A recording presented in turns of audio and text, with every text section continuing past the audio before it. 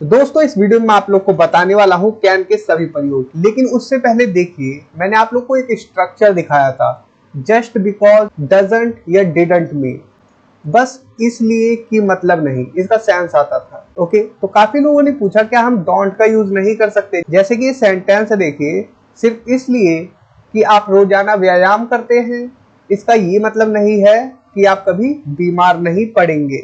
अगर हम इस सेंटेंस को बनाएं कुछ इस प्रकार से, just because you exercise daily don't mean you will never get sick. Just because you will exercise daily don't mean you will never get sick. अब यहाँ पर देखिए, हमने डोंट का यूज किया, तो हमने जब डोंट का यूज किया तो ये सेंटेंस क्या हो गया, रॉन्ग हो गया। क्यों हुआ रॉन्ग, अभी बताता हूँ आप लोग को। देखिए, या तो इस सेंटेंस को करेक्ट करने के लिए आपको डजंट का यूज करना पड़ेगा। डजंट मीन आप बोल सकते हैं प्रेजेंट टाइम को दिखाने के लिए, आप कभी भी डोंट नहीं बोलेंगे, डोंट मीन। ओके, अगर आपको पास्ट की बात करनी है तो आप डिडंट मीन भी यूज कर सकते हैं, जैसा कि ये स्ट्रक्चर में है। डजंट मीन और डिडंट मीन, इन दोनों में से किसी का भी यूज कर सकते हैं, लेकिन डोंट मीन का यूज नहीं कर सकते। तो डजंट या डिडंट का यूज कर सकते हैं, डोंट का यूज नहीं कर सकते इस सेंटेंस में। क्यों नहीं कर सकते, देखिए, ये जो पूरा का पूरा क्लॉज है, ये एक सब्जेक्ट की तरह काम कर रहा है। Just because you exercise daily, सिर्फ इसलिए कि आप रोज व्यायाम करते हैं, ये पूरा का पूरा एक सब्जेक्ट है। और इसकी वर्ब कहाँ है, ये वर्ब है। डजंट यहाँ पर वर्ब का काम कर रहा है, डजंट मीन। ठीक है, ये वर्ब का काम कर रही है। और इसका ऑब्जेक्ट कहाँ है, ये पूरा का पूरा, ये जो है you will never get sick, ये पूरा का पूरा आपका ऑब्जेक्ट है। तो इतना समझ में आया यहाँ पर डोंट का यूज क्यों नहीं कर सकते। क्योंकि हम जब किसी क्लॉज को लेते हैं तो वो हम एक इकाई के रूप में यूज करते हैं, और एक इकाई के लिए हम हमेशा डजंट का यूज करते हैं। मतलब सिंगुलर के लिए हम हमेशा डजंट का यूज करते हैं, इतना आप लोगों को पता होगा प्रेजेंट सिंपल में। अगर पास्ट की बात हो तो आप डिडंट मीन का भी यूज कर सकते हैं। तो अब मैं आप लोग को कैन के सभी प्रयोग बताने वाला हूँ। देखिए, आप लोग के सामने सेंटेंसेस है, वो पार्क में हो सकता है, कमरे की सफाई की जा सकती है, पैसिव, चाय बन सकती थी, पैसिव, पास्ट हम कैसे दिखाएंगे कैन से, उसने चाय बना ली होगी, फ्यूचर कैसे दिखाएंगे, या प्रेजेंट टाइम। आपको ज्ञान हो सकता है, आपको बाजार जाना पड़ा होगा, कैसे हम दिखाएंगे, कंपल्सन को, मजबूरी को, कैन के माध्यम से। उसने शराब नहीं पी होगी, क्या मैं एक सवाल पूछ सकता हूँ। तो देखिए, सबसे पहले हम कैन का यूज करते हैं सकना के सेंस में, जिसका स्ट्रक्चर होता है सब्जेक्ट, उसके बाद कैन, उसके बाद वर्ब की फर्स्ट फॉर्म, उसके बाद ऑब्जेक्ट। जैसे यू कैन हेल्प हर, आप उसकी मदद कर सकते हैं। आई कैन स्पीक इंग्लिश, मतलब मैं इंग्लिश बोल सकता हूँ। ही कैन लिफ्ट 100 kg, वो 100 kg तक उठा सकता है। कैन बी का हम यूज कर सकते हैं किसी ऑब्जेक्ट के साथ या अदर वर्ड के साथ, जनरल पॉसिबिलिटी दिखाने के लिए, प्रेजेंट और फ्यूचर टाइम के लिए। जैसे कि वो पार्क में हो सकता है, तो हम प्रेजेंट या फ्यूचर की संभावना दिखा सकते हैं। इसका ये मतलब है कि वो पार्क में इस समय हो सकता है। तो he can be in the park. इसी प्रकार से रामू बाजार में हो सकता है, तो इस सेंटेंस को ट्रांसलेट करिए, बहुत ही सिंपल है। तो रामू हमारा सब्जेक्ट है, रामू, उसके बाद can be in the market. Third वाला देखिए, वो एक नेता हो सकता है, बनाइए, he can be a leader. उसके पास एक बाइक हो सकती थी, तो आप बनाते हैं he can have had a bike, जो कि रॉन्ग होता है। ओके, ये सेंटेंस स्टैंडर्ड इंग्लिश में रॉन्ग माना जाता है।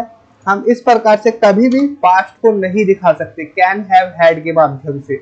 ओके, और ये करेक्ट किस प्रकार से होगा ये भी बता दूं, आप यहाँ पर कुड का यूज कर सकते हैं। He could have had a bike, उसके पास एक बाइक हो सकती थी।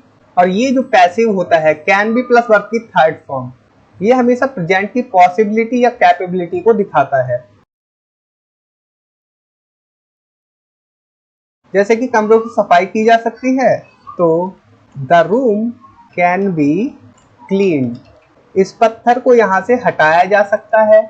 दिस स्टोन, जो कि ऑब्जेक्ट है, उसके बाद कैन बी, वर्ब की third form, removed from here, this stone can be remove from here, इस पत्थर को यहाँ से हटाया जा सकता है।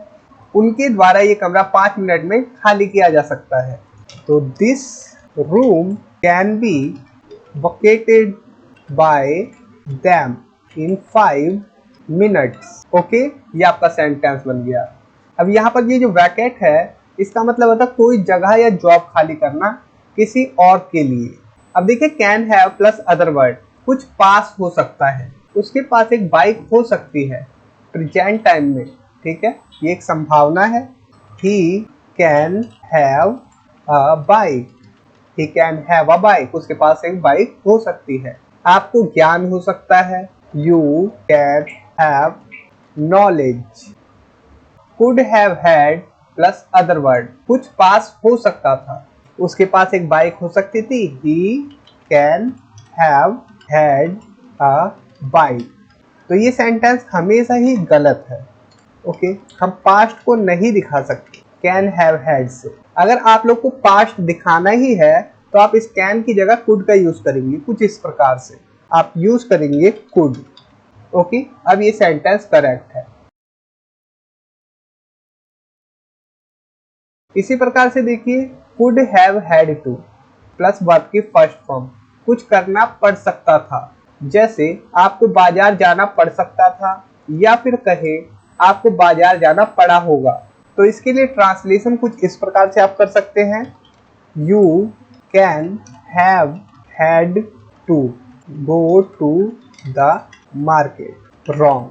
मैं आपको बता रहा हूं कि जब भी पास्ट की बात हो तो आप कुड का सहारा लेंगे, ना कि कैन का। आपको बाजार जाना पड़ सकता था या आपको बाजार जाना पड़ा होगा पास्ट में, तो आप कुड का यूज करेंगे। जैसे कि आप यूज कर सकते हैं इसे, यू कुड या might have had to go to the market. ये सेंटेंस करेक्ट है, जबकि ये सेंटेंस गलत माना जाता है स्टैंडर्ड इंग्लिश में।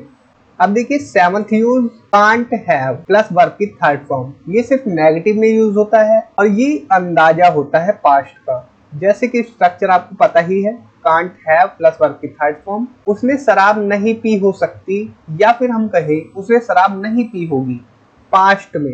ही can't have drunk alcohol, he can't have drunk alcohol, उसने शराब नहीं पी होगी, पास्ट की बात मैं कर रहा हूँ, ठीक है, या हो सकती, कुछ भी आप समझिए।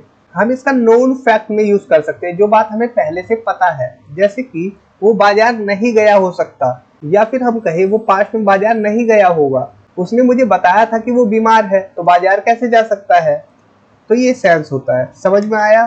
तो हम इस सेंटेंस को बनाते हैं कि he can't have gone to the market, वो बाजार नहीं गया हो सकता या फिर वो बाजार नहीं गया होगा, उसने मुझे बताया था। He told me he was sick, कि वो बीमार था। अगर हम यहाँ पर कांट की जगह कुडंट कर दे तो वो भी करेक्ट है, उसका भी यही मतलब होगा, पास्ट के बारे में ही वो भी बताता है कुडंट। अगर हम बोले ही कुडंट हैव गॉन, यहाँ कांट की जगह कुडंट का यूज करें तो वो ज्यादा फॉर्मल होता है। Okay, express a strong belief और सर्टेनिटी, वो घर से नहीं निकला होगा, उसकी बाइक अभी भी यहाँ है। ही can't have left home, he can't have left home, वो घर से नहीं निकला होगा। his bike is still here, उसकी बाइक अभी भी यहाँ है। आप can't have प्लस वर्ब की थर्ड फॉर्म को must have प्लस वर्ब की थर्ड फॉर्म का नेगेटिव मान सकते हैं। जैसे उसने चाय नहीं बनाई होगी, या वो चाय नहीं बना सकती। आप कुछ भी समझिए। तो आप इसे किस प्रकार से बनाते हैं, सी मस्ट हैव, मतलब कि जरूर वो काम नहीं किया गया होगा। नॉट हैव मेड टी, उसने जरूर चाय नहीं बनाई होगी, ये सेंस है। He must not have made tea. और आप इसी सेंटेंस को कांट हैव से भी बोल सकते हैं, सी कांट हैव मेड टी, उसने चाय नहीं बनाई होगी पास्ट में, और ये स्ट्रॉन्ग बिलीफ दिखाता है कांट हैव और मस्ट। ठीक है, इतना पता है आप लोग को। अब देखिए can't have been plus verb की थर्ड फॉर्म, ये पैसिव है। ठीक है, इसमें भी हम अंदाजा दिखाते हैं पास्ट का। चाय उसके द्वारा नहीं बनाई जा सकती थी। Tea can't have been made by her, उसके द्वारा चाय नहीं बनाई जा सकती थी, या उसके द्वारा चाय नहीं बनाई गई होगी। कि हमें कुछ पता है ऐसा था कि उसने चाय नहीं बनाई होगी। जैसे कि यहाँ पर देखिए, ज्ञात तथ्यों का खंडन, कंट्राडिक्टिंग नाउन फैक्ट। ये खाना उसके द्वारा नहीं बनाया जा सकता था, उसे खाना बनाना नहीं आता। ठीक है, यहाँ पर हमें पता है कि उसे खाना नहीं बनाना आता, तो हम यही बोल रहे हैं कि वो खाना नहीं बना सकता था। तब आप कांट हैव बीन का यूज करते हैं। जैसे this meal can't have been cooked by him, उसके द्वारा खाना नहीं बनाया गया होगा पास्ट में, या नहीं बनाया जा सकता था। क्यों? क्योंकि उसे खाना बनाना नहीं आता। तो he doesn't know how to cook. और इसी प्रकार से लॉजिकल रीजन भी हो सकता है, ये दस्तावेज उसने साइन नहीं किया हो सकता, या फिर उसने ये दस्तावेज साइन नहीं किया होगा, वो शहर से बाहर थी, तो कैसे कर देगी। तो एक लॉजिक वाली बात भी हो सकती है। The document can't have been signed by her, वो दस्तावेज उसने साइन नहीं किया होगा। She was out of city, वो शहर से बाहर थी। अब देखिए, कांट हैव, फिर से बीन आएगा, इसके बाद अदर वर्ड आएगा। जैसे वो कल कार्यालय में नहीं रहा होगा, या फिर कहे मैंने उसे पार्क में देखा था। मैंने उसे पार्क में देखा था, तो कार्यालय में नहीं रहा होगा पास्ट में। अब यहाँ पर क्या आ रहा है? अदर वर्ड आ रहे हैं। वहां क्या आ रहा था? वर्ब की थर्ड फॉर्म आ रही थी। बीन के बाद, कांट हैव बीन के बाद वर्ब की थर्ड फॉर्म आ रही थी। ओके, और यहाँ पर क्या आएगा? अदर वर्ड आएंगे। तो ये आपका सेंटेंस बनेगा, he can't have been at the office yesterday, वो कल ऑफिस में नहीं रहा होगा। I saw him in the park, या at the park, in the park, मैंने उसे पार्क में देखा था। वो भूखा नहीं हो सकता था। कांट हैव बीन हंग्री, वो भूखा नहीं हो सकता था, या वो भूखा नहीं होगा पास्ट में। वो कार्यालय में नहीं रही होगी। बनाइए खुद से।